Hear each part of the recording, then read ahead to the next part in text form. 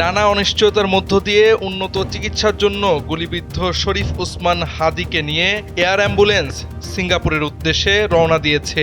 সিঙ্গাপুরে কোন হাসপাতালে চিকিৎসা গ্রহণ করবেন হাদি তা নিয়ে নানা মনে নানা প্রশ্ন দেখা দিয়েছে।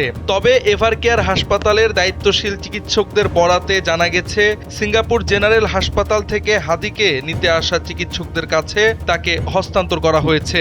দক্ষিণ পূর্ব এশিয়ার অন্যতম আধুনিক এই হাসপাতালটি সিঙ্গাপুরের সরকারি স্বাস্থ্য ব্যবস্থার প্রধান স্তম্ভ হিসেবে পরিচিত।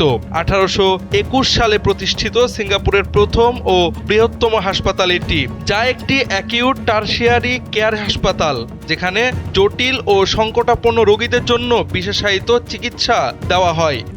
RICL TMX, যুগের পর যুগ স্থাপনা থাকে মজবুত।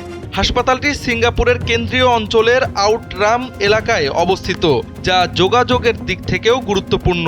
এই হাসপাতালে 50টির বেশি ক্লিনিক্যাল বিশেষত্বে চিকিৎসা সেবা রয়েছে। এর মধ্যে নিউরোলজি, অর্থোপেডিক্স, কার্ডিওলজি, ক্যান্সার চিকিৎসা ও জটিল সার্জারির ক্ষেত্রে হাসপাতালটির আন্তর্জাতিক সুনাম রয়েছে। একই ক্যাম্পাসে national heart centre, national neuroscience institute সহ 5টি জাতীয় বিশেষায়িত কেন্দ্র থাকায় সমন্বিত চিকিৎসা নিশ্চিত করা সম্ভব হয়। সরকারি মালিকানাধীন এই হাসপাতালটি প্রায় 1785 শয্যা ও 10,000-এর কাছাকাছি জনবল নিয়ে বিশ্বমানের রোগী সেবা দিয়ে আসছে। হাদির চিকিৎসার জন্য এই হাসপাতাল নির্বাচন তার সুস্থতার বিষয়ে সর্বোচ্চ গুরুত্ব রাখবে বলছেন অনেকেই।